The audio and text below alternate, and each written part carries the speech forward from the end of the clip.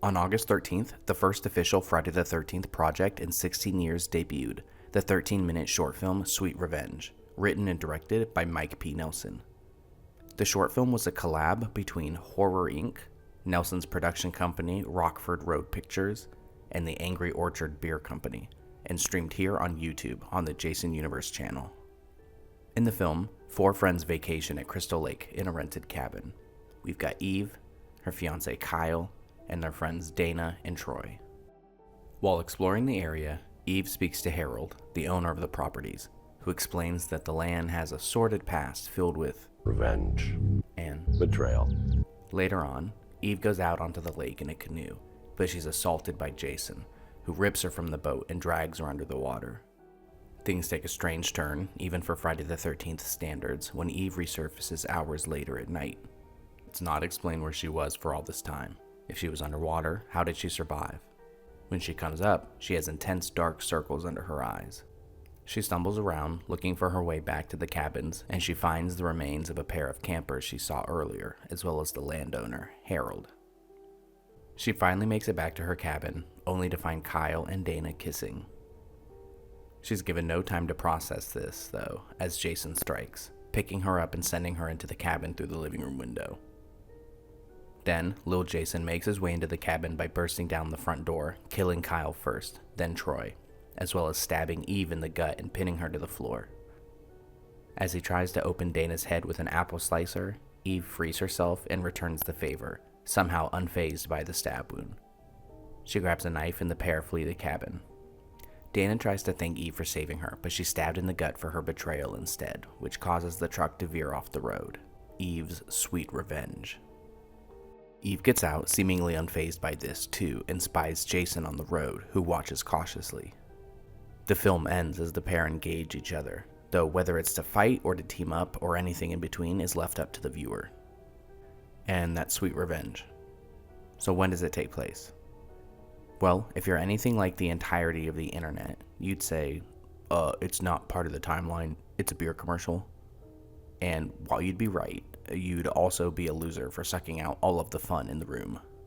Of course, we don't need to connect this to anything, but with such a buzz being made by the rights holders over it, and given it's our reintroduction to the character in almost 20 years, I say, why not?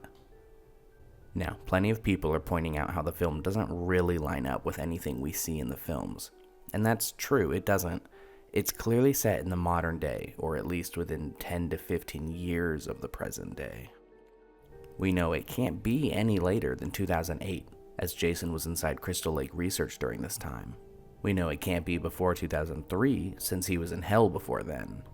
It sure looks like the same design of Jason we saw in 2003 though, Jacket Jason, but now he has a lot of hair like he did in the reboot, and the mask is clean and has no battle damage from his fight with Freddy. There's really only one Jason this could be, and that's the remake Jason, but obviously this isn't tied to the remake because that would be... Wait. Okay, hear me out. In Friday the 13th, 2009, we're given a whole new timeline of events. Pamela kills the counselors in 1980 and gets her head cut off, but Jason is still a child here, meaning he was born only 10 to 12 years ago, not in the late 50s. Then, between 1980 and 2009, Jason grows up and comes to consider the abandoned camp his home. Please don't roast me if the film is not set in 2009. I've not done a deep dive on the narrative just yet. I'm going off of memory right now. At some point, Jason kidnaps Whitney, a young woman who resembles his mother. Sometime later, her brother Clay comes looking for her. This leads to Jason wiping out some vacationing teens who get caught up in the rescue, and it all eventually culminates in Clay and Whitney killing Jason by snapping his neck with essentially an iron noose, but not before Whitney drives his machete through his chest. As the morning comes, the pair push Jason and his mask into the lake to get rid of his body, but after both hit the lake floor, he somehow reanimates and rushes back to the surface, bursting from the pier and grabbing Whitney. Notice any similarities there? Now, the reboot never got a follow-up, but we can assume 2 things happened after the credits rolled. 1, Jason is still out there doing his thing, now with a hockey mask and no bag over his head. And 2, Whitney and Clay are either dead or they escaped and never came back. Which means the status quo would largely go unchanged, as is typically the case for the later Friday entries. Jason goes back to roaming Camp Crystal Lake as his home, leading him to being able to kill the vacationers of Sweet Revenge in the modern day. Case closed, right?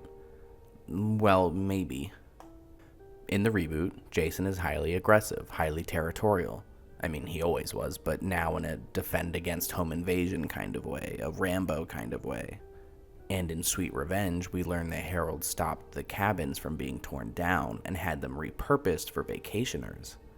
And there are other vacationers besides our main characters, 2 other groups to be specific, so the cabins seem to be popular. Makes you wonder, how did Jason allow that to happen, for people to come in and take over his whole home? Well, if you'll allow me to pull some bullshit speculation out of my ass, one of the big ways the reboot Jason is different from the OG Jason is the more realistic and gritty take, right? He's not an undead killer, he's a hermit woodsman hunter. And the design used in the short was even stated by Greg Nicotero to be not undead. He's very much meant to be fleshy and living. So, OG Jason would stand there and let you put bullets in him like a walking teddy bear. But reboot Jason strikes me as the type to see a large-scale effort like a group of cops or even just a group of land developers with bulldozers in a large enough number and retreat into the woods to calculate how to retake his home eventually. I mean, the remake intentionally compared him to Rambo. That's Rambo-like, right? Now, you may be wondering, how in the world this is supposed to explain Eve and what's going on with her in the lake? And to that, I'd ask you to rewatch the ending of the original film again. After Jason is stabbed by Whitney, then has his neck broken, killing him, and he's tossed into the lake. Notice what Whitney drops into the lake? It's a locket. In the film, Jason has a locket with a photo inside of it of his mother. The reason he keeps Whitney alive at all, as I said, is because she looks like his mother, sort of a callback to Part 2's ending. And what is the title of the short film? Sweet Revenge. And what does Harold say was the story behind the land? Revenge. And? Betrayal. What happens to Eve when she gets back to the cabin? Betrayal. What does she get in the car? Revenge. And what do you think Jason felt when he was killed in part by a woman he spared and kept alive in his home, who resembles the only person who ever showed him kindness and the only person he ever loved? Betrayal. That's right. And what does he get in the film's closing moments? Yeah, you already know. Revenge. So when Eve is pulled down by Jason, she may not have known about her fiancé's affair just yet, but Crystal Lake knew. The betrayal was happening off screen. That's presumably why Eve was by herself and why Kyle declined to swim with her and instead fish with Troy. He was shacking up with Dana. It's not a perfect theory, of course. They never are with Friday the 13th films. This all assumes that the ending of the reboot is literally happening and isn't just a dream or vision by Whitney and Clay. But if you think of the alternative, it being in the OG timeline, you have to really squint and ignore some inconsistencies and really wedge it in there to get it to fit, and it still leaves lots unexplained. Like, genuinely, where would you put it? Now, if you assume it's set some time after the reboot, with a Jason who has been reborn via Crystal Lake after being betrayed by Whitney, thus making the film's ending a literal event, in order to get revenge on her, you can easily see how Sweet Revenge ties back to it. It has a lean, fast, aggressive Jason with a clean hawk and long, wispy hair, who is indeed immortal, as the ending to the 2009 reboot implies he has now become, even surviving the exact same wound in both projects, but he isn't undead and rotten. And to top it off, you've got the common through line of characters who suffer betrayal being reborn through Crystal Lake. And for bonus points, both are the most modern looking projects, making them somewhat visually consistent. But hey, that's just a theory. What do you think? I've seen some others say this fits neatly between Freddy vs. Jason and Jason X, but I just don't see it. If you've got some good arguments for that placement, let me know, I'd like to hear them. I know it's kind of a cop-out to say, oh well, it's attached to the only timeline with one film and no expanded universe material. But if you really look at all the subtle stuff, like Jason being fleshy with hair and a clean mask but still immortal, it really does line up with how we last saw reboot Jason in those closing moments of the film. Tell me what you think below in the comments. Am I a genius or am I an idiot? I always read and answer every comment. If you're a fan of slashers, especially Friday the 13th, and you enjoy timeline deep dives like this, I'd really like for you to consider checking out Under the Lake, the ultimate lore-accurate timeline, Part 1, where I take this approach to the first 6 Friday the 13th films. If these kinds of narrative explorations appeal to you in general, please consider subscribing. I'm working my way up to tackling the other major slasher franchises soon, first with Halloween.